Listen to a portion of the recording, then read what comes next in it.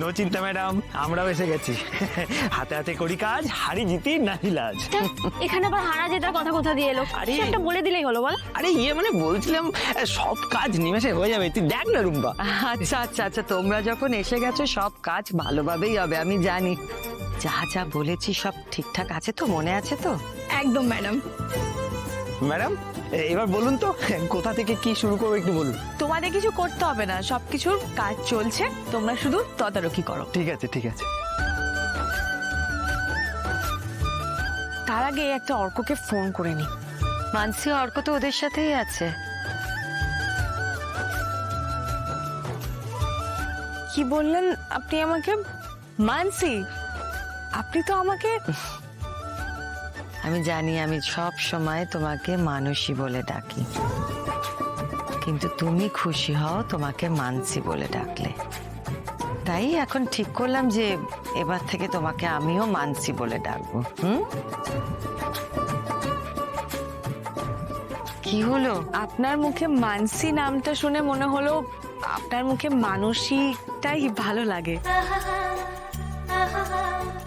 সবাই যা ডাকে তার বাইরে না হয় কেউ একজন আমাকে আসল নামটা ধরে ডাকো। বেশ, তুমি যা চাইবে তাই হবে। আচ্ছা শোনো, বা এখন যা কিছু করবে সেটা কিন্তু খুব দেখে শুনে করো, তুমি জানো তো আর্যদা, তোমার আর্যদা আর অপর্ণার মাথায় কত বুদ্ধি, ওরা কিন্তু সব ধরে ফেলতে পারে। আর অর্কর কথা শুনে তো ওরা সব বুঝে যাবে, তাই ওদেরকে আমাদের সারপ্রাইজটা দিতেই হবে। এখনো যেন বিশ্বাস হচ্ছে না যে কালো মেঘ কেটে গেছে, বলো। আমি মনে মনে এটাই প্রার্থনা করছি সতীনাথ বাবু, আর যেন কোনো কালো মেঘের ছায়া আমাদের জীবনে না পড়ে। আর তাছাড়া আমাদের সবার চাওয়ার তো একটা জোর আছেই, তাই না?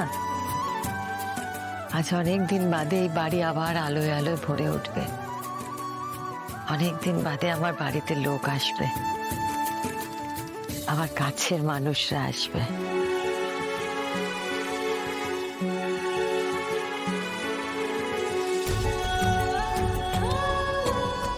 আমরাও এসে গেছি।